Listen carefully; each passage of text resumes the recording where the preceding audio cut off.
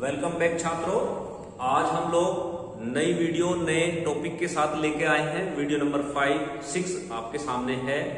इसके अंदर हम लोग जो टॉपिक हमने चैप्टर जो शुरू किया था सीमा, सतत और अवकलनीयता, इसके 2 भाग हम लोग कर चुके हैं। सीमा हम लोगों ने समझ ली है, किस तरीके से किसी फलन की सीमा को निर्धारित किया जा सकता है। फिर हम लोगों ने कल डिस्कस किया था वीडियो नंबर 5 में कि किस तरीके से हम किसी फलन की सत्यता की जांच कर सकते हैं, यानी उसकी कंटिन्यूटी चेक कर सकते हैं कि फलन हमारा ग्राफ के माध्यम से कंटिन्यूअस है या डिसकंटिन्यूअस है। उसका मैंने तरीका आपको बताया था। LHL और RHL एक 2 लिमिट मैंने ली थी, लेफ्ट हैंड और राइट हैंड लिमिट, उससे मैंने आपको कल बात क्लियर कराई थी। अब तीसरा भाग आता है अवकलनीयता। This is the most important topic of this book, क्योंकि ये मैं इसलिए भी कहूंगा, पहले भाग तो ये इसलिए कहूंगा क्योंकि आपका सीमा, सतत और अवकलनीयता तीनों भाग एक दूसरे से जुड़े हुए हैं, इसीलिए उन्हें स्टार्टिंग में हम लोगों ने सीमा पढ़ाई। क्योंकि मैं आपको दिखाऊंगा भी कि लिमिट हमारी स्टार्टिंग का टॉपिक था और अभी भी लिमिट हमारे कहीं ना कहीं किसी न किसी भाग को समझाने में लगी हुई है, इसलिए पहले हमने सीमा को समझा। फिर कंटिन्यूटी देखी कि वो फलन कंटिन्यूअस है कि नहीं है। फिर अब हम अवकलनीयता चेक करते हैं। अवकलनीयता से मेरा मतलब क्या है कि एक नया नाम आप लोगों के सामने आया है। प्यारे बच्चों, आप लोग समझ रहे होंगे कि नया नाम 12th में आने के बाद अवकल जो टॉपिक आया है, वैसे 11वीं में मैंने अवकलन पढ़ाया, लेकिन अवकलन होता क्या है ये आप लोगों ने 11वीं में थोड़ा सा परिचय इसका लिया है। लेकिन अवकलनीयता हम इसका जो फंडामेंटल मूल सिद्धांत क्या था वो पहले हम लोग आज समझेंगे। तो देखिए, अवकलनीयता एक तरीके से जब हमारा ग्राफ चलता है तो एक्स एक्सिस से कितना कोण बनाता है ये जांच करने का एक हमारा एक तरीका होता है। यानी अवकलनीयता को एक तरीके से हम स्लोप भी बोलते हैं, ग्रेडियंट भी बोलते हैं, एंगल भी बोलते हैं। तो क्योंकि किसी भी ग्राफ की हम कई चीजें ज्ञात करते हैं, एक तो वो कंटिन्यूअस है, दूसरा वो कितने एंगल पर है। क्योंकि किसी भी चीज को टारगेट करने के लिए, मान लीजिए कोई दुश्मन ने हमारे ऊपर अटैक किया है और उस अटैक को हमें हवा में ही खत्म करना है, तो हम कितने एंगल पर, कितनी स्पीड पर, कंटिन्यूटी को ध्यान रखते हुए कितने एंगल पर हम यहां से कोई मिसाइल दागेंगे ताकि वो हवा में ही खत्म हो जाए।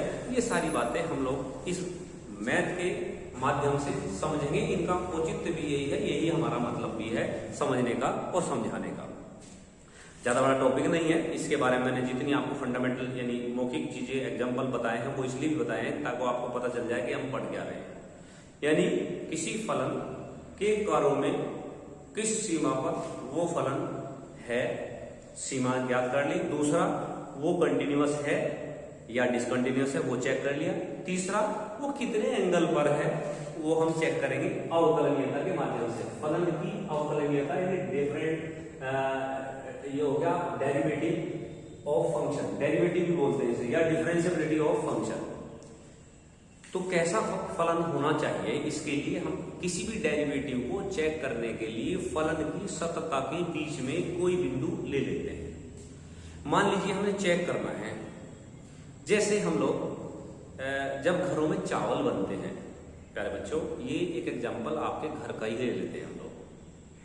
जब घर में चावल बनते हैं तो हमारी माँ या बहन चावल को कुकर से या गैस से उतारने से पहले उसे चेक करती है कि वो बन चुका है या नहीं बन चुका है। ये बात मैं किस लिए बता रहा हूँ, देखो बेटा अब इस समय कुकर आ गए, कुकर में तो ये कह दिया जाए एक सीटी लग जाए तो उतार लो। पहले कुकर नहीं थे, पतीली में भोजन बनता था, तो माँ बहन हमारी चमचे से ऊपर एक दाना लिया करती, पूरे चावल को ऐसे भींच के नहीं देखती थी। चेक करने के लिए तरीका था, वो क्या करती थी, एक चावल निकाला, ऐसे पकड़ा और भींच के दबा के देख लिया, अगर वो दब गया है तो सारे चावल बन गए हैं।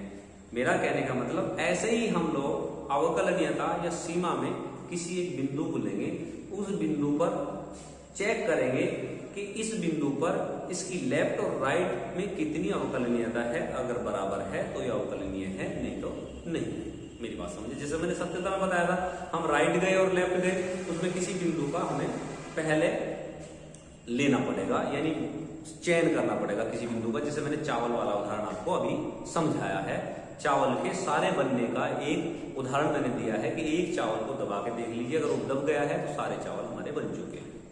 तो ऐसे ही ये चावल है या बिंदु है जहां हम फलन चेक करेंगे x बराबर a पर। a अभी हम लोगों ने माना है ये कोई संख्या भी हो सकती है, 1 2 3 कोई भी नंबर हो सकता है। तो यदि कोई फलन हमें ज्ञात है, फलन आप लोगों को मैंने बताया कोई सदिश, आपका ट्रिग्नोमेट्रिकल हो सकता है, एक्सपोनेंशियल, लॉगरिथम, बहुत सारे फलन हो सकते हैं, प्रतिलोम त्रिकोणमिति फलन भी हो सकता है। कोई फलन f(x) है, इसका बिंदु a लिया पर एक वास्तविक संख्या है, तब हम लोग यहां चेक करेंगे सबसे पहले राइट f डैश, डैश मतलब डेरिवेटिव यानी डिफरेंशिएबल, a बिंदु a पर, यानी बिंदु के a के हम लोग राइट लेंगे। मैंने कल बताया था राइट जाएंगे उसी से, फिर वहीं से लेफ्ट जाएंगे, ऐसे मूवमेंट करना है, यानी हम दोनों जगह उसका डेरिवेटिव चेक कर रहे हैं। तो हमने right f dash a equal to limit h tends to 0, सीमा में क्यों रहना है, तो अपॉन h है, 0 नहीं होना चाहिए, लिमिट आप नहीं खोलेंगे, यानी लिमिट h टेंड्स टू 0 है, यानी 0 को छोड़कर कोई भी नंबर रख सकते हैं, इसीलिए हम सीमा आपको पहले पढ़ाए हैं।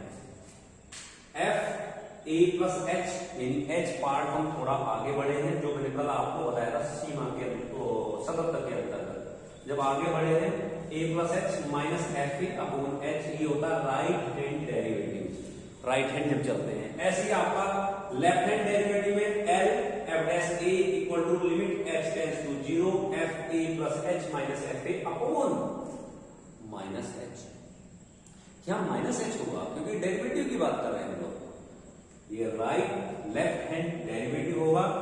अगर ऐसा हम निकालने में सक्सेस हो जाते हैं या ये सब हम निकाल पाते हैं, तो फिर हम चेक करेंगे फलन f(x) x बराबर a पर अवकलनीय कहलाएगा यदि right hand derivative and left hand derivative are equal, दोनों इक्वल हैं, तो ये हमारा अवकलनीयता कहलाएगी। अब बात आती है ये कि हम इसे करें कैसे, वो मैं एग्जाम्पल देकर आपको समझाऊंगा और हर टाइप के एग्जाम्पल को अच्छे से क्लियर करने का प्रयास करूंगा।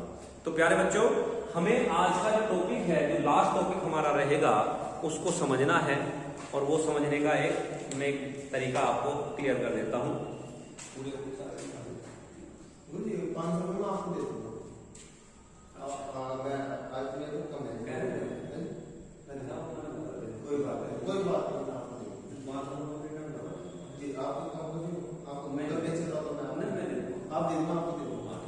तो अब हम पढ़ क्या रहे थे, मैं क्षमा चाहता हूँ, बीच में एक टॉपिक थोड़ा सा मिस हुआ, मिस क्या हुआ, डिस्टर्ब हुए। अब हम ये जान लें, क्योंकि हम लोग इस टॉपिक को पढ़ने के बाद बहुत सारी प्रतियोगिता परीक्षाएं हम लोग फेस करेंगे, और करने वाले भी कुछ बच्चे कर भी रहे हैं, फॉर्म भर रहे हैं।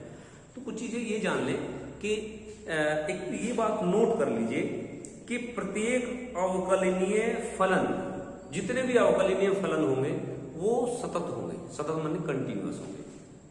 अगर ये अवकलनीयता इक्वल हो जाती है तो ये कंफर्म है कि ये सतत भी होंगे, कंटिन्यूअस भी होंगे।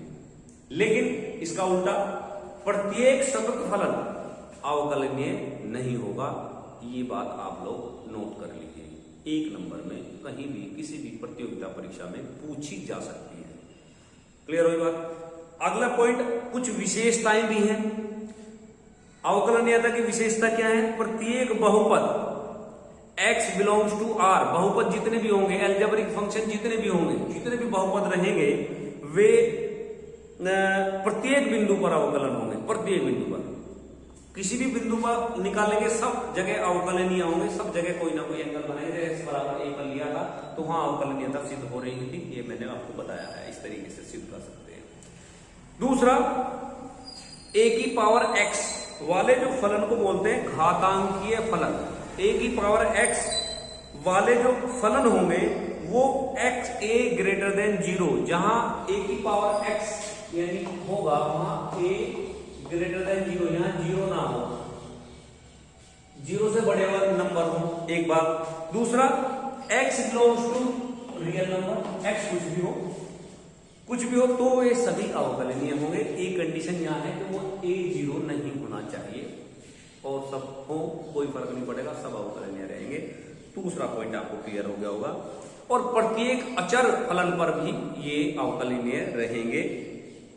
और प्रत्येक लघु गणितीय, जैसे log x है, log x base e, log x base a वाले जो हमारे फलन होंगे उनके सिर्फ और सिर्फ जो प्रांत होगा, डोमेन होगा, कोडोमेन नहीं, डोमेन, जो भी डोमेन में एलिमेंट्स होंगे उन पर ही अवकलनीय होंगे, बाकी पे नहीं होंगे।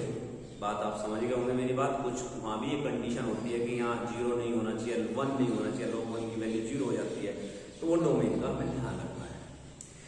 ऐसे ही आपका आता है प्रत्येक त्रिकोणमिति तथा प्रतिलोम त्रिकोणमिति फलन के प्रांत जो भी होंगे उन पर भी ये अवकलनीय होंगे। अब हम लोग इतनी फंडामेंटल चीजें अगर आप लोगों ने दिमाग में रख ली हैं तो दोनों चीज आपकी क्लियर हो जाती है। एक प्रतियोगिता परीक्षा में आने वाले प्रश्न, दूसरा इसका फंडामेंटल जो मैं आपको बताना चाह रहा था। तीसरी बात, अब मैं इसके एग्जांपल देके आपको ये टॉपिक क्लियर करना चाहूंगा।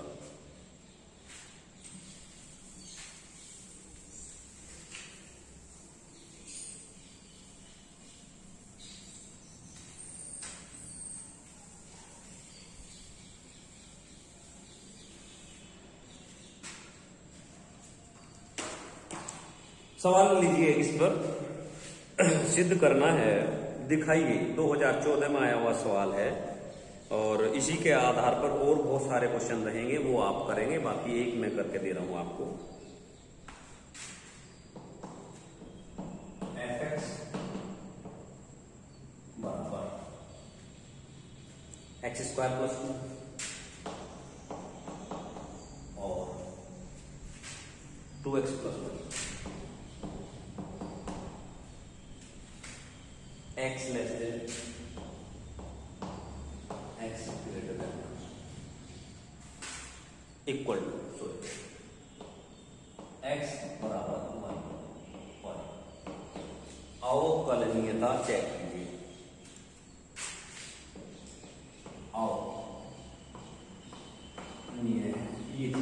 अवकलनीय या डिफरेंशिएबल है, ये हमें चेक करना। तो प्यारे बच्चों, हम लोग वही चीज जो अभी आप लोगों के सामने मैंने रखी थी वो आप लोग हम चेक करेंगे। सबसे पहले जो बातें मैंने सतत काल में कही, x बराबर रख दे f1 और 1 के लिए x = 1 है, तो फलन आपका रहेगा 1 का 1 + 2 यानी 3। इसके बाद आता है right hand derivative. Right hand क्या था? Limit h tends to 0 f a + a हमारा यहाँ है 1, तो यहाँ जाएगा 1 + h minus f1 upon h, ये आपका है। अब हम यहाँ f1 की वैल्यू हम जान चुके हैं, 1 + h यानी इसमें कौन सा फलन आएगा? 1 में कुछ ऐड हुआ है, यानी x greater than 1, जहां x greater than 1 होगा वो फलन इसमें यूज किया जाने वाला है। x greater than 1 यहाँ है, तो फलन रहेगा x² + 2 limit h tends to 0 1 + h का 1 + 2 -3 बटे h limit h tends to 0, इसे खोल सकते हैं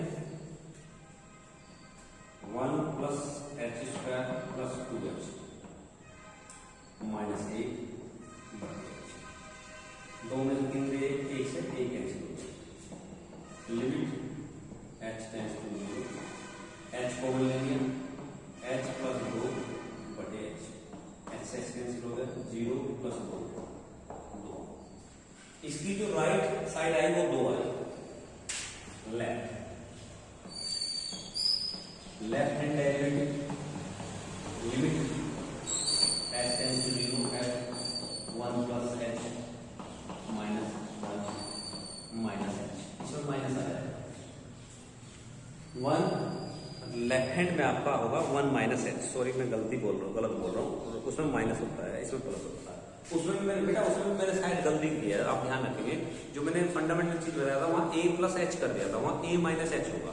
जब आप लेफ्ट लेंगे, लेफ्ट में यहाँ a - h होगा, तो उसमें भी आप सही कर लेंगे। अगर गलती से वो मेरा गलत लिखा होगा तो यहाँ लिखेंगे a - h, बाकी सब ये रहेगा, तो 1 - h होना है।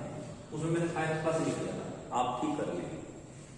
लेफ्ट में क्योंकि हमें माइनस में जाना है, आपको बताया था राइट आगे बढ़ेंगे प्लस और बाहर पीछे जाएंगे तो माइनस, 1 से छोटा है तो यहाँ 1 में से कुछ कम हुआ है तो x लेस देन 1 जो भी फलन बैठता है वो फलन इसमें रखा जाएगा। x लेस देन 1 वाला है फलन ये, limit h tends to 0 two 1 minus h plus 1। इसकी वैल्यू आप लोगों ने पहले निकाल ली थी, 3 equal to minus h, limit h tends to 0 two minus 2h minus 2 minus h, 2 से 2 कैंसिल हो गया, limit h tends to 0 minus 2h upon minus h 2, यानी कि राइट हैंड डेरिवेटिव और लेफ्ट हैंड डेरिवेटिव आर पर आता है फलन fx x बराबर 1 पर अवकलनीय है। तो जैसे सतत में किया था वैसे इसमें कर रहे हैं, थोड़ा सा अंतर एक फलन में चेंज हुआ है। आप लोग मेरी समझ से आप लोग समझ रहे होंगे। एक दो सवाल और हैं इसके, कर लीजिए और इसके बाद हम लोग इसे खत्म करेंगे और इसमें कुछ बचता नहीं है। डेरिवेटिव एक मैं आपको बताना चाहूंगा जिसमें मोड ज्ञात होता है या एब्सोल्यूट वाले ब्रैकेट होते हैं वो समझिए।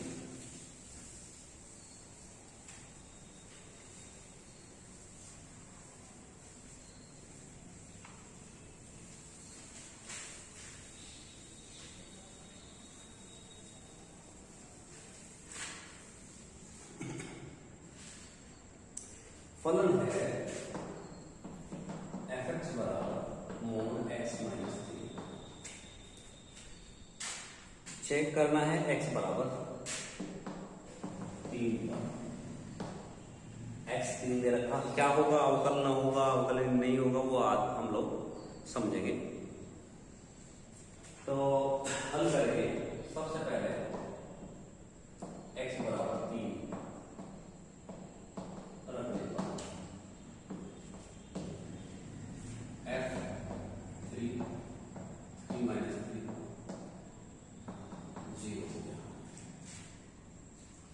यहां से राइट हैंड